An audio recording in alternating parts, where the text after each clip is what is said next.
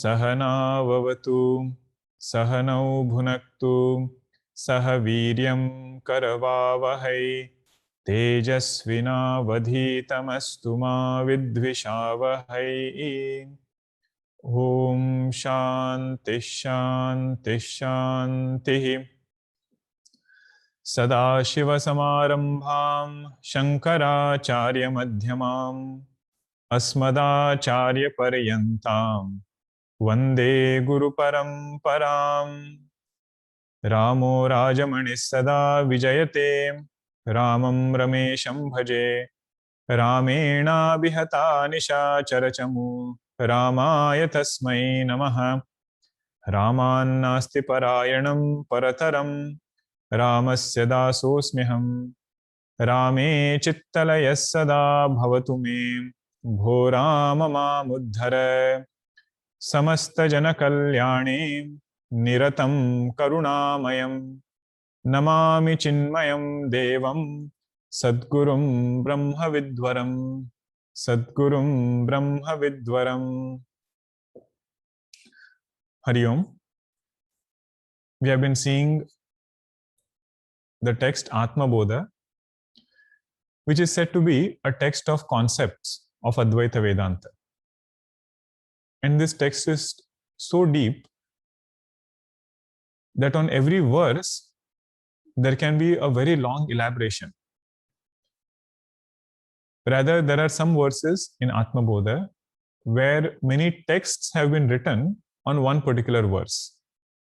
Means the concept that Bhagwan Shankaracharya ji has covered in that one verse, there can be a full text that can be written just on that one concept. But right now we are not entering too much into details as much because this is one of the introductory texts. But the purpose of that homework was just to reconcile all the concepts that we have studied. So I hope all of you got a chance to do it. Some of you also sent it over, which is very nice. And we had recapped it on the last class, so I won't do a full recap again. But the main ideas up to this point,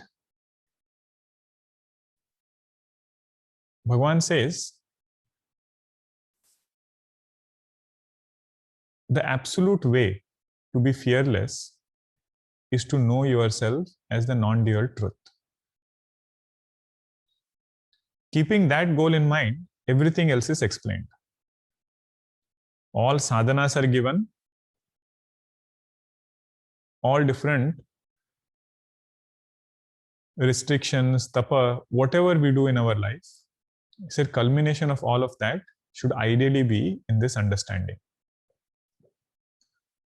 That is that verse, Rajju Sarpavadatmanam Jivam Nyatva Bhayam Vahet Naham Jivav Paratmeti Nyataschet. If somebody knows in this way, Nirbhayo Bhavet.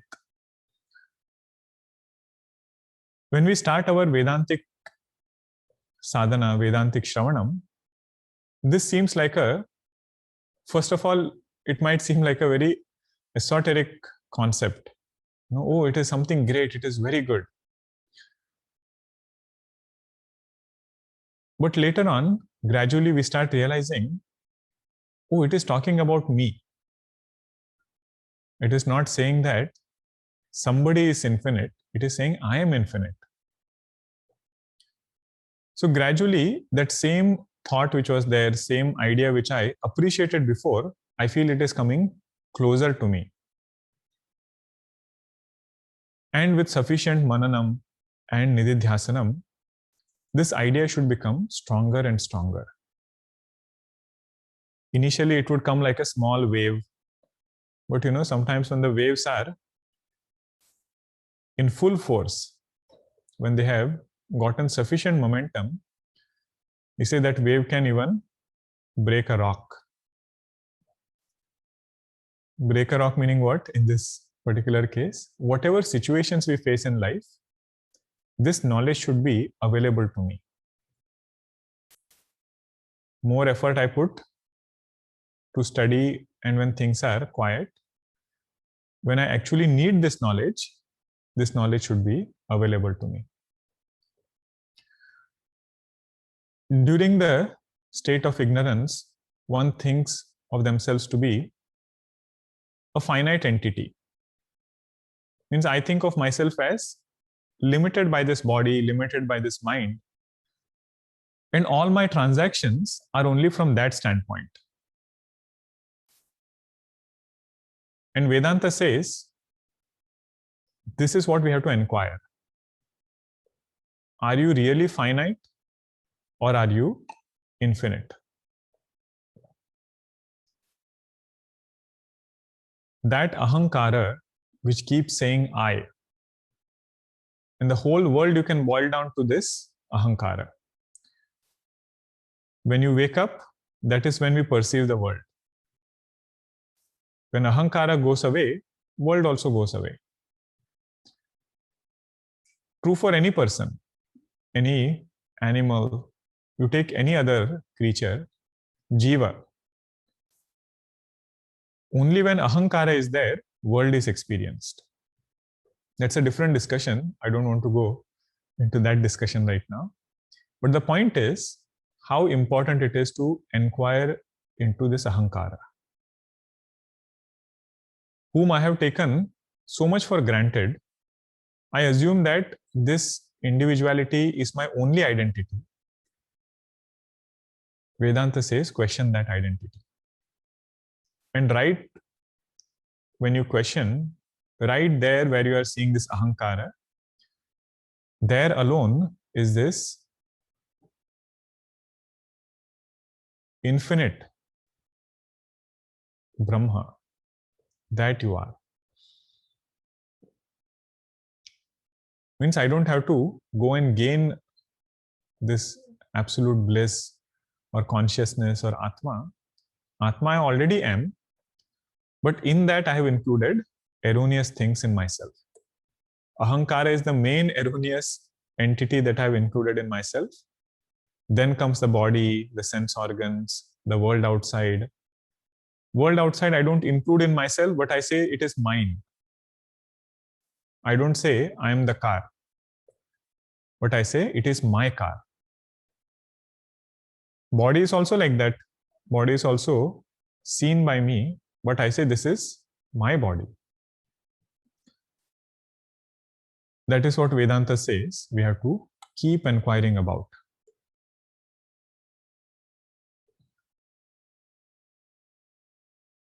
Now somebody asked the question that, oh teacher, in the 29th verse, you said that to gain this knowledge, to know Atma, you don't need anything else. It is self-shining, self-revealing. All that you have to do is know it, right? You have to just recognize it. Swabodhe nanya bodhecha bodha rupataya atmana. Atman is ever revealing. It is ever shining. If that is the case, how do I know it? Right? Can you please elaborate on this method of how do I exactly know this Atma? Then comes the 30th verse explaining what is a procedure, what is a method to know this Atma. Nishidhya nikhilopadhin, Nishidhya nikhilopadhin, Neti neti tivakyatah, Neti neti tivakyatah, Vidyadaikyam mahavakyaihi, Vidyadaikyam mahavakyaihi, Jivatma paramatmanoh, Jivatma paramatmanoh, Nishidhya nikhilopadhin, Neti neti tivakyatah, Vidyadaikyam mahavakyaihi, Jivatma paramatmanoh. Let us start with the word Jivatma paramatmanoh, the last word, last quarter. Who is a Jivatma? Simple answer is Jivatma is the one who considers himself as a Jiva. What is a Jiva? The 5 things we should remember: gross body, subtle body, causal body, reflection of consciousness, and pure consciousness. So this is individual conditioning, individual upadhi. So this consciousness, because of avidya, is thinking itself to be all the 3. And the way it does that is by reflected consciousness. So that entity together is called as Jiva. And what will the title be of this Atma? Because it is identified with this individual conditioning, it is called as Jivatma. Okay, this we saw in Drigdrisha Viveka. Sakshinah purato bhati lingam dehena sanyutam chitichaya samaveshat jivasyat vyavaharika. What is a vyavaharika jiva? He said these 5 things are there in this vyavaharika jiva. Means don't make it third person. We should come right here. When I think of myself, these 5 things, if they come to my mind, then I consider myself as Jivatma. But even for these 5 things to come, it takes a lot of sadhana, lot of shravanam is needed. Otherwise, our journey stops with first only. I am this gross body, mind, causal body. Vedanta only told us. Reflected consciousness, all those things. So this is Jivatma. What is Paramatma? Paramatma is what happens at individual level, same is happening at cosmic level. The totality, just like here you have consciousness, reflected consciousness, and 3 bodies. In totality also, we have pure consciousness, reflected consciousness, gross, subtle, and causal body. So this entity is called as Paramatma, and this entity is called as Jivatma. This is how we begin our enquiry. Mahavakya is the essence of Upanishad. So what is the second line here? Vidyat aikyam mahavakyaihi jivatma paramatmano. Means between this Jivatma and Paramatma, understand the oneness through Mahavakya. Vidyat it is said, not Kuryat. Means because I am studying Vedanta, Jivatma will not become one with Paramatma.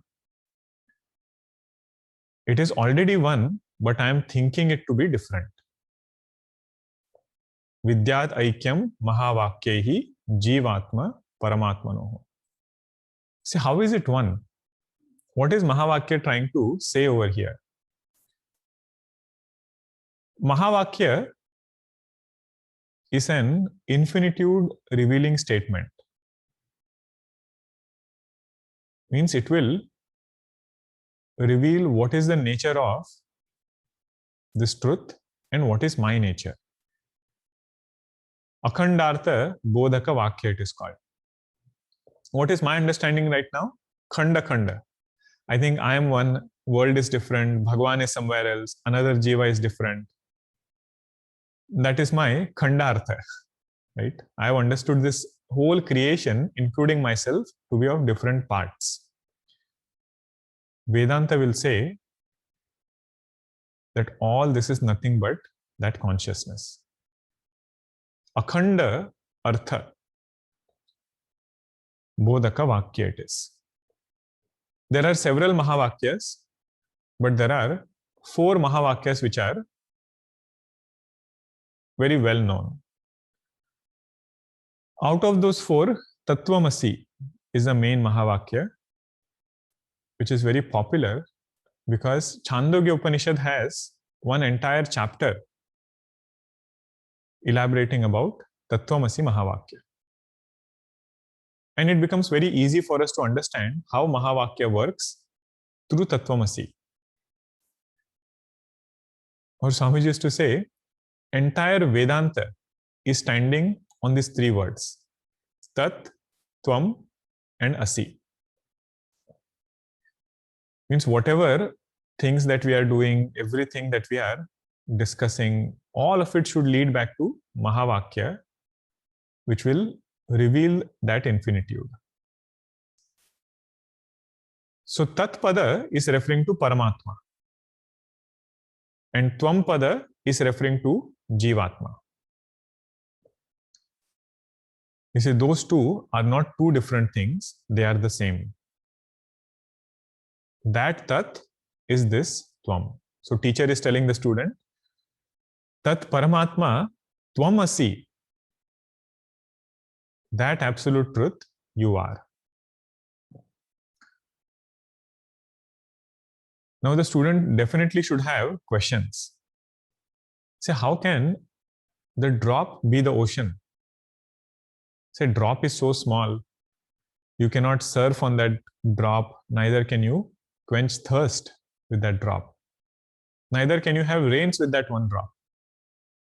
But you look at the ocean, it is so big, you can do whatever you want, and it's so powerful. He said, we can say drop is ocean only from the standpoint of water.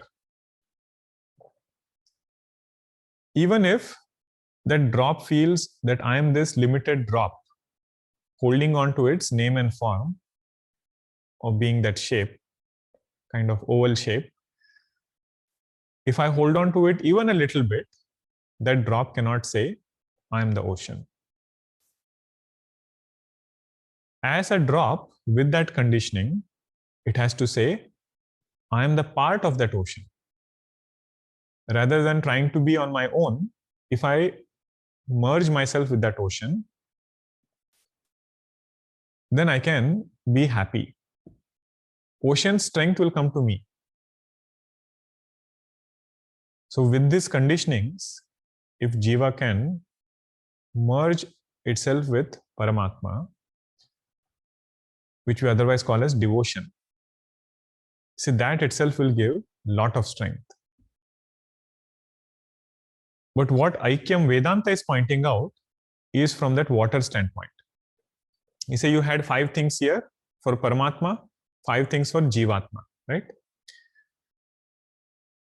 The consciousness which is there, the Shuddha Chaitanya in Jivatma and Shuddha Chaitanya in Paramatma, you say that is one and the same.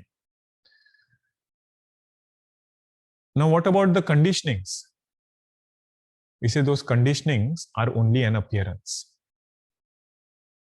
That is why you can negate it. How do you say it's an appearance? Because look at the material cause from which they have come. All these conditionings, gross body, subtle body, causal body, all of it has come from pure consciousness. That consciousness which is non-changing, unmodifying, how can something real come out of it? Because the material cause is consciousness, whatever has come out of consciousness, the conditionings, they are only an appearance. At individual level, they are an appearance. In the totality, also they are an appearance. Is it your fanciful thinking that you are saying this because you found some logic? Are you coming up with this conclusion? Bhagavan Shankaracharya says no. Now come to the first line. He says, Nishidhya nikilo padhin neti neti iti vakyataha. Your logic is secondary. The first statement that you should hold on to is Upanishadic statement. So neti neti is a statement from Brihadaranyaka Upanishad, where it says, negate all these conditionings, that which is manifest and that which is unmanifest. 2 times it is said, right? Whatever gross creation that we see, it says negate it. It is not that. And whatever unmanifest is there, that also it is not. Murta it is not, Amurta also it is not. That which remains after this, that is who you are. So there are different ways to communicate the same point.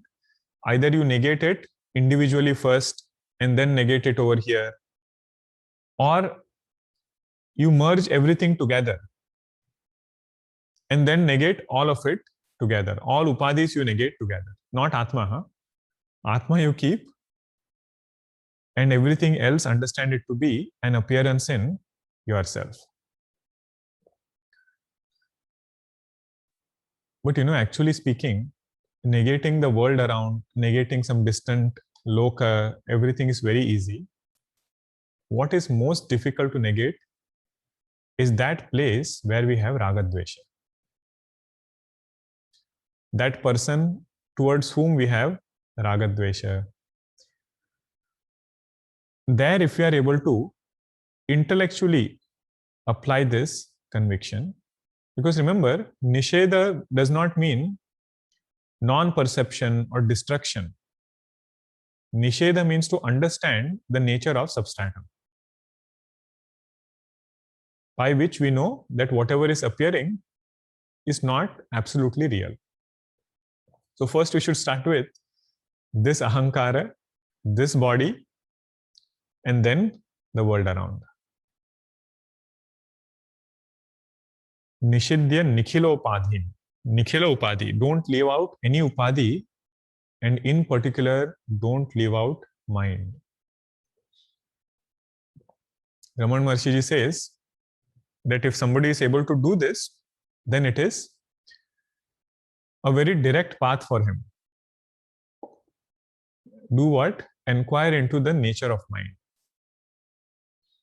Having known that this mind is nothing but an appearance in consciousness. It is not absolutely real. It is constantly changing. Having made it sattvic, come to negate this mind. All sadhana chatushtaya also has this as its foundation. Purpose of Vedanta is not only to keep us at sadhana chatushtaya level. Sadhana chatushtaya should be at maximum level. We should keep striving for it. But what is the result of having all that sadhana chatushtaya? I should be able to say, I am not this individual having this sadhana chatushtaya. That is why it is said, nikhila upadhin. That also is an upadhi. And more sincere a sadhaka is, they will appreciate this teaching more. And they will not misunderstand or let go of their sadhana. It is with that trust only our acharyas are giving us this teaching. If somebody says, oh, I am not these conditionings anyway, why should I do sadhana? He says that is kutarka. Okay. Nobody has said don't do sadhana. Only what they are saying is don't stop at that level. Nishidya nikhilopadhin neti neti iti vakyataha. With this statement from Upanishad, which is our main pramana, with that you understand the oneness. Where had we seen this? I think in Tattva Bodha class we had seen when we discussed Manomaya Kosha. Said let Upanishadic statements keep coming in our mind to keep guiding us. Time and again, when we need this teaching, may those thoughts come and keep reminding us what is our true nature. Otherwise, how much will we depend upon external world? You can have an app also, right? There are some apps which remind you. I'd heard from our Guruji, there was one app that he had seen. Every 10 minutes it reminds, or every hour or so. 10 minutes would be too much. There is some music that plays. Dina Bandhu Dina Nath, Meri Dori Tere Haath. This much it reminds, which is good, very nice if we can.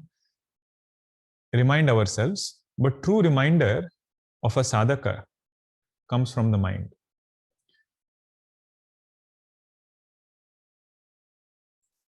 In the beginning of our sadhana, in the beginning of our study, there is a process where a lot of things are said about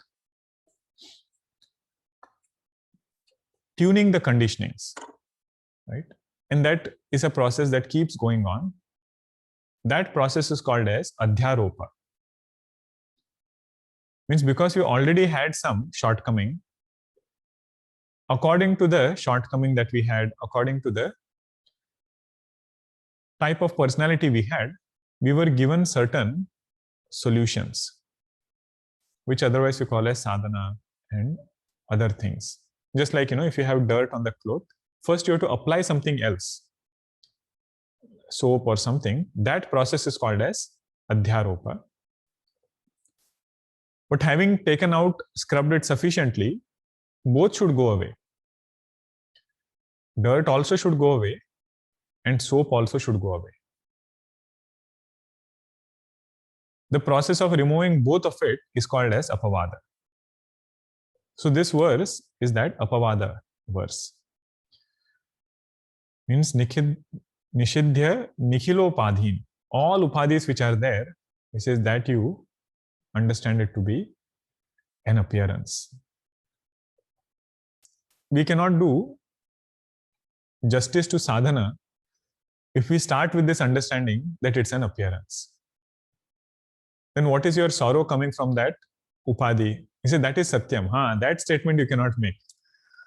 Either you say upadhi is mithya and sorrow is also mithya, or you start with this understanding that upadhi is satyam, purify it to sufficient extent, and then come to negate it. So that is a very systematic way. That is how the traditional teaching is. Means we cannot go here and there if you follow that path. What is the final teaching? That this Jivatma is the same as Paramatma. This consciousness which is illumining my thoughts, that I am, and I alone am the substratum of this creation. If you say illumining my thoughts, again we are putting ourselves in mind standpoint and then trying to look at consciousness. Vedanta says flip it around. Understand yourself to be consciousness, and these thoughts is something different from you. This world also is something which is different from you. This consciousness that I am is the substratum of this creation. Somebody asked a Mahatma Ji, how long does it take for Jivatma to become Paramatma? How long does it take for Jivatma to become Paramatma? Then Mahatma Ji said, as long as it takes for a son to become a human. As long as it takes for a son to become a human. It's already that. That is exactly what we are trying to say here. Jivatma is already Paramatma. His attention right now is on Son Upadhi. If he shifts his attention, knows himself to be already a human being, how long does it take? He said that much is the time that is needed for somebody to understand that you are Paramatma. Now, as I said, each topic is very elaborate, but we won't go into too much of elaboration. Again, when some other topic comes, we will discuss it back again.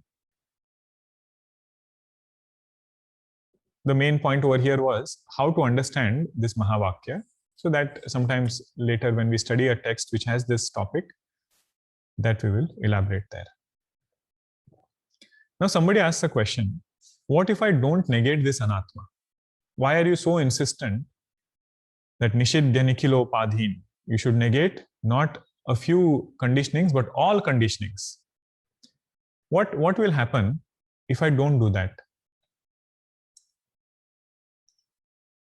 So there, all this connection is given by Padmapadacharya ji in his commentary. So the teacher says, you can actually not understand Atma if you have not negated the conditionings. You will not be able to understand your true nature if you have not negated the conditionings.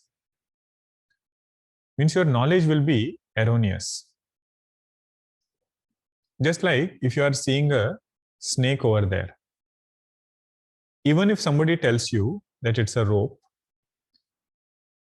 unless this clear knowledge has taken place that this snake is mithya, and you are able to negate it for yourself, unless this happens, we will not be able to say that knowledge of rope has taken place. I cannot say rope is also there, but this snake, is also there. Either it is rope or it is snake. Both of it cannot be there together. So that is the answer teacher gives. Why negation is important? Because your knowledge will not be yathartha jnana. Yathartha means knowledge of something as it is. We will have our own idea of this truth. And the very fact that we use the word truth means it has to be only one. You cannot have many truths, right? You can understand the truth in different ways. You can speak about it in different ways. Ekam sat vipraha bahuda vadanti, that is possible. But we should know clearly what is the nature of that truth first. So that is why comes the next verse. Now 31st or 30th verse onwards until 38th verse, you can call it as Vedantic meditation. 30th until 38th verse is Vedantic meditation. Bhagwan Shankaracharya ji is going to point out how we should inquire and how to take our mind to that absolute truth.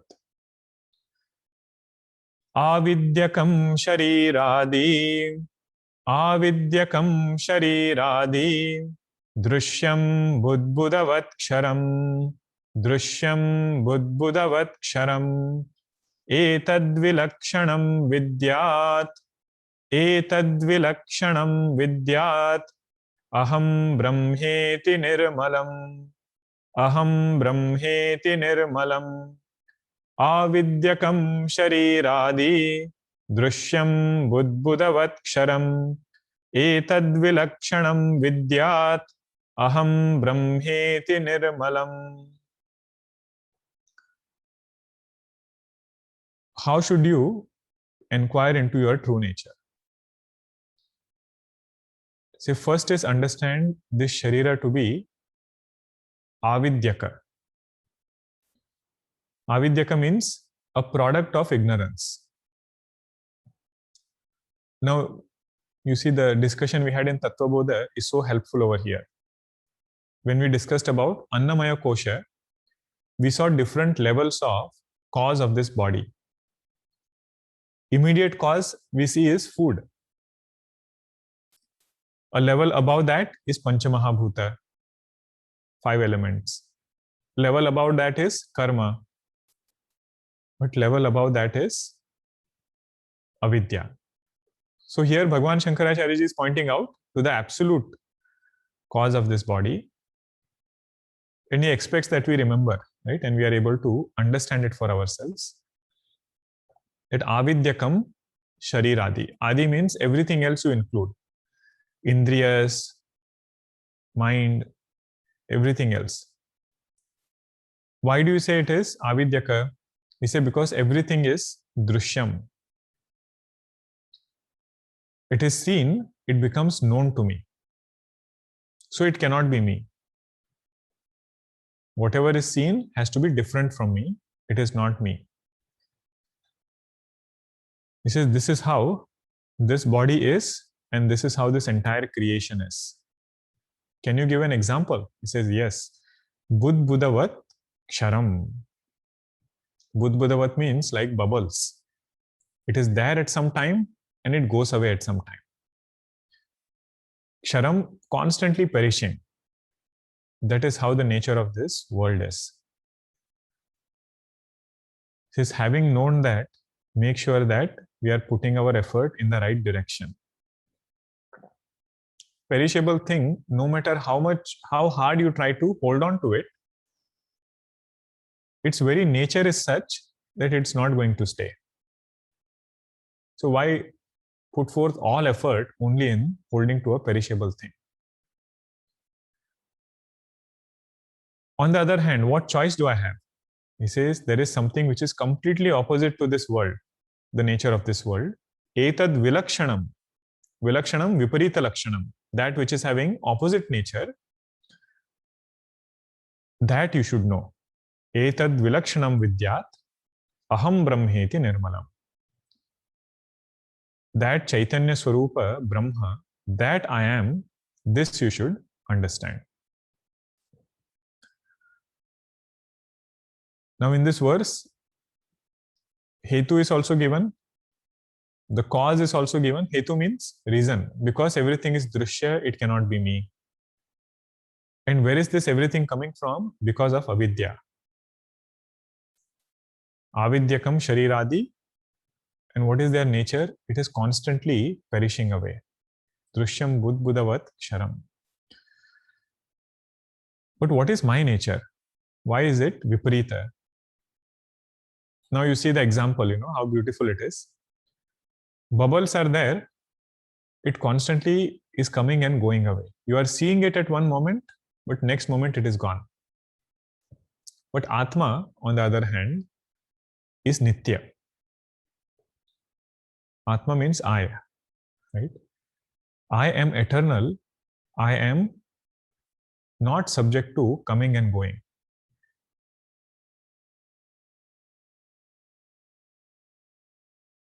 Bubbles are many, but I am viparita to that. I am one.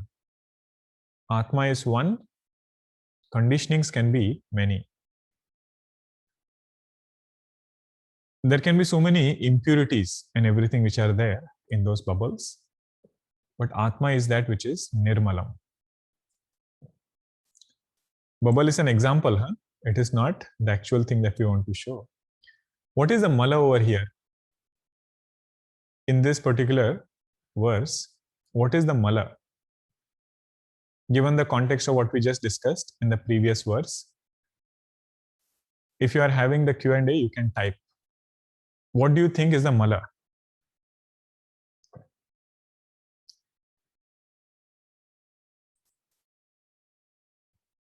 Avidyakam shariradi drishyam budbudavat ksharam etad vilakshanam vidyat aham brahmeti nirmalam. Right? Atma is nirmala. But what is the mala that is included in this Atma right now?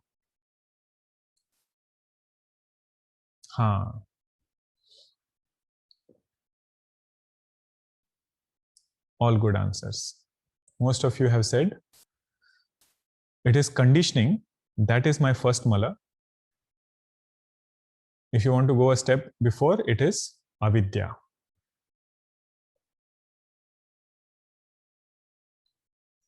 Okay, ignorance is the main impurity in Vedanta. So in this way you meditate.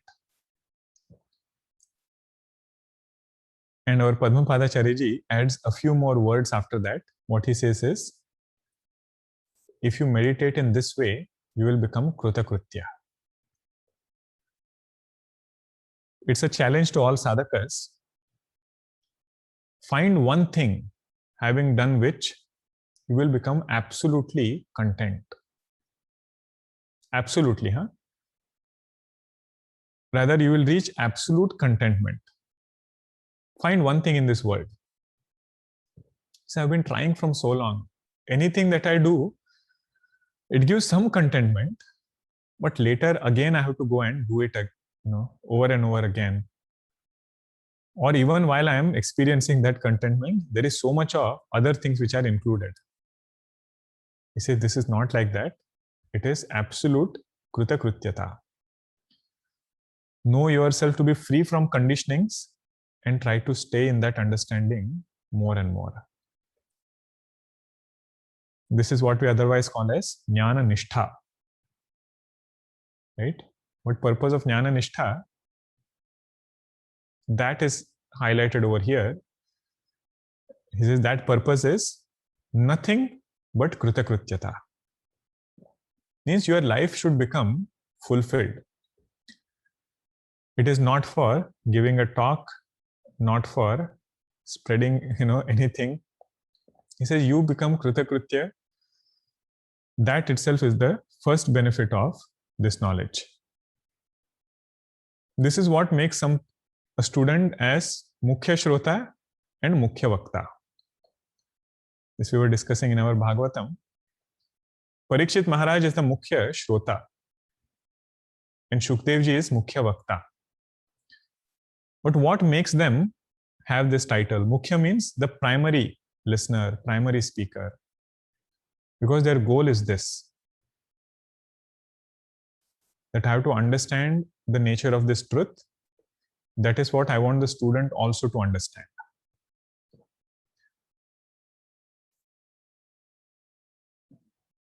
Okay.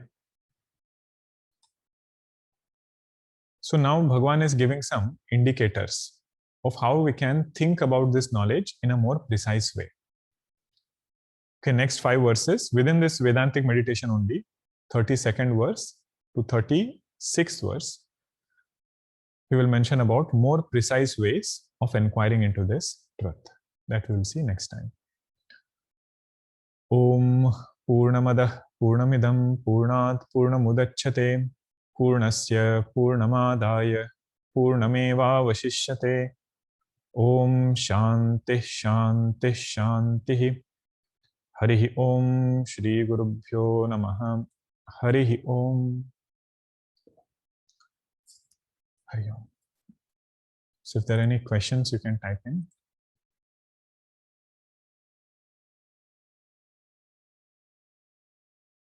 Nirmala means pure. Nirmala doesn't mean impure.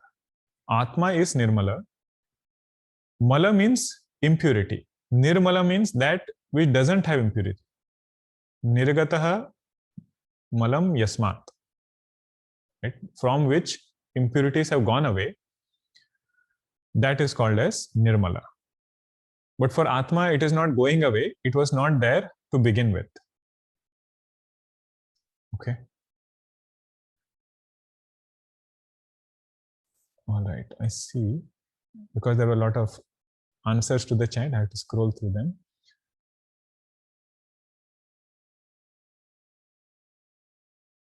Okay, one question was already answered in the lecture. That is good.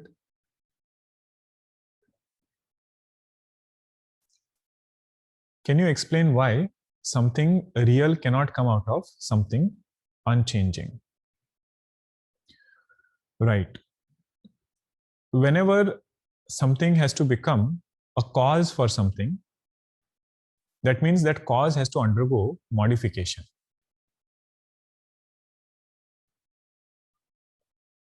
You say, what is the cause of this yogurt?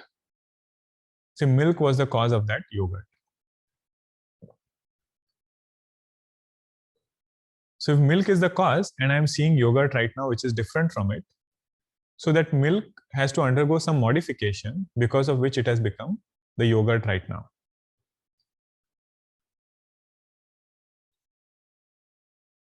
So many examples we can take, which are mostly about the cause undergoing change to become an effect.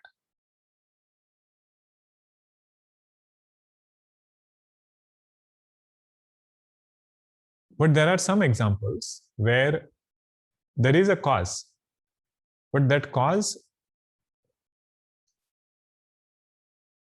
is called a cause, but it does not undergo any modification. Those examples will be these Vivarta examples. Vivarta means of 2 different degrees of reality. So that example is like, for example, if you ask what is snake, what is the cause of this snake? What is the substratum of this snake? You say that rope is a substratum. Oh, if you say it is a cause, if it is a substratum, has it undergone modification? Say no. It can become the substratum, it can become the cause without undergoing modification. But the only clause there is the effect which is seen is only an appearance.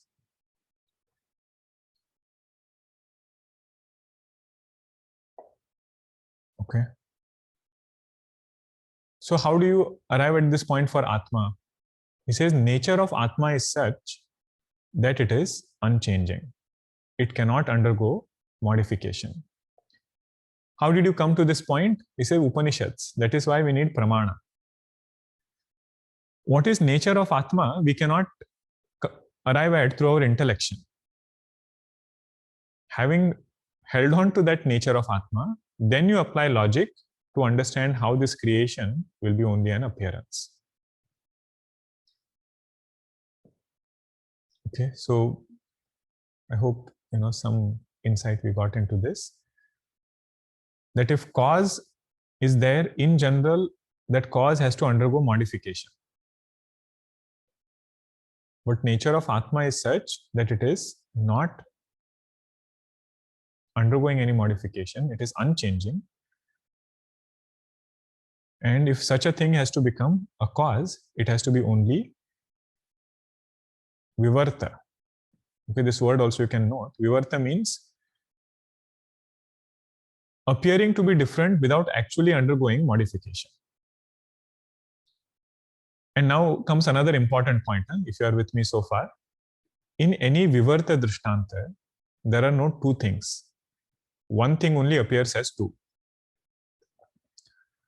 Means we cannot say there is snake also and there is rope also. That rope alone is appearing as that snake.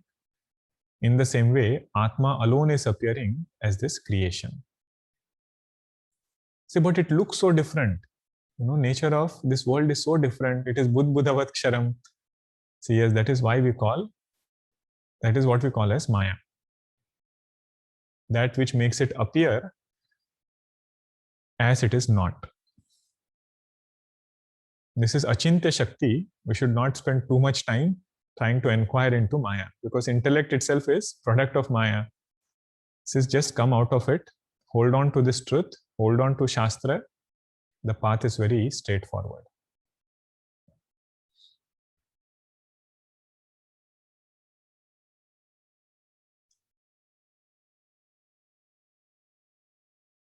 Yes, malam means impurity. That is good. Can you elaborate the 5 reasons how body is associated with us? I'm not sure which 5 reasons I mentioned. I'm guessing it is those 5 things why we say this is a jiva. Right? It is not 5 reasons why body is associated. 5 entities which are there because of which this together package comes to be called as jiva. Okay, one is Shuddha Chaitanya. That gets reflected in the medium, that is the second one. And then you have gross body, subtle body, and causal body. Okay, all elaboration in other texts. Here it is just Sankshepa.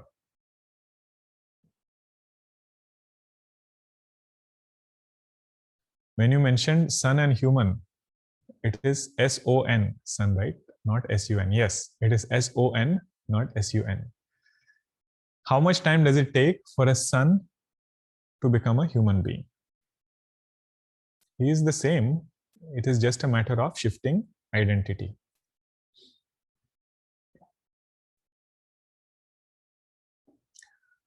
Who has this avidya which needs to be removed?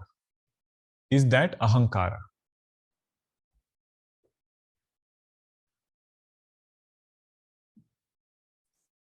This is actually a very technical question. A lot of discussion is there on this point.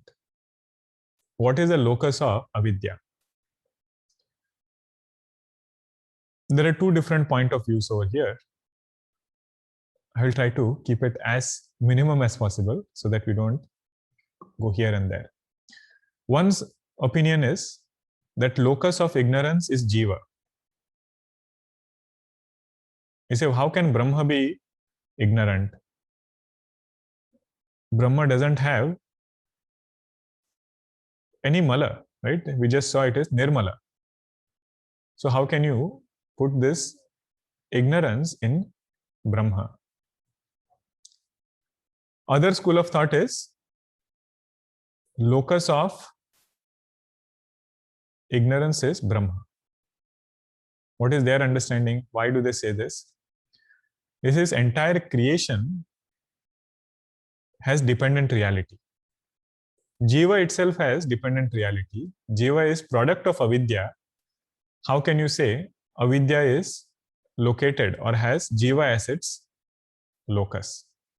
Brahma alone has to be the locus of ignorance. The way that Swamiji had explained it to us, and this is there in 7th chapter of Panchadashi also, locus of ignorance is Brahma. Why? Because if you say you want to remove that ignorance,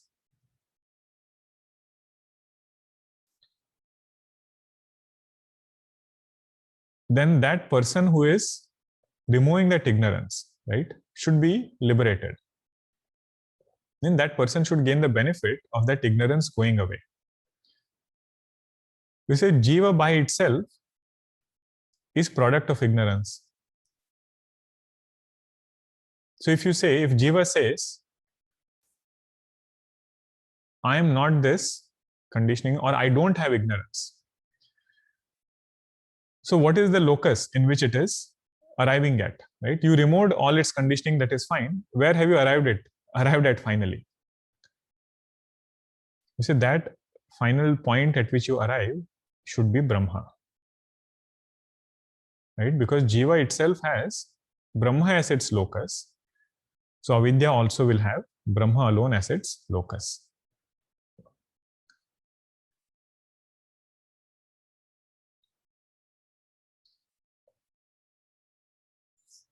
I think this much is sufficient. More we can see some other time. But in simple words, if you want to understand either ways, you can understand it. What we should start our inquiry with is, I am Brahma, and this ignorance is dependent on me, or it has come somehow.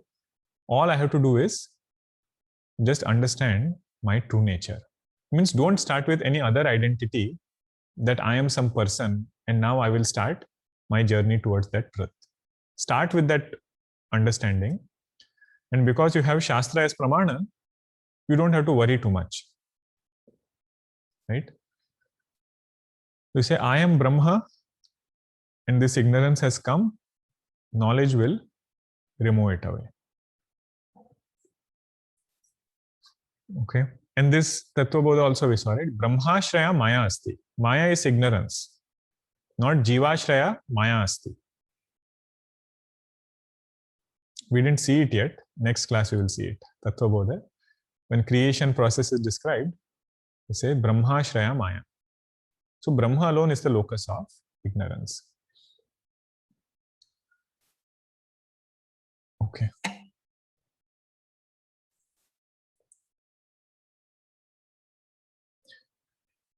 Yesterday in Ramayana, when Parvati ji said she is the daughter of Himavan and is Jada, is she implying how a Jada can be one with Purusha? You can interpret that as one of the symbolic meaning. There are several layers in which Ramayana is understood. We can take it in that way also, that she is saying that this looks Jada, but it's not Jada actually, right? Because it is Chaitanya Swarupa. After you study Vedanta, you start seeing Vedanta everywhere, right? In Purana also, Ramayana also, Mahabharata also. It is very good. It increases our mananam more and more. We should just be able to reconcile everything and make sure that our final conclusion aligns with Vedanta. Okay. What is the final conclusion? That Prakriti and Purusha are not two things. Purusha alone is appearing as Prakriti. Prakriti is Maya and it is Purusha Ashraya, Brahmashraya it is. If we reach to that conclusion, then all interpretations are meaningful. Okay. All right. Hari Om everyone. Wishing everybody once again a very happy Hanuman Jayanti. We have our CCMT programs also, which has been shared with all of you via email. It's on our website also. So please do join all of them. Hari Om. Om Shanti Shanti Shanti. Hari Om Shri Guru Pyo Namaha. Hari Om.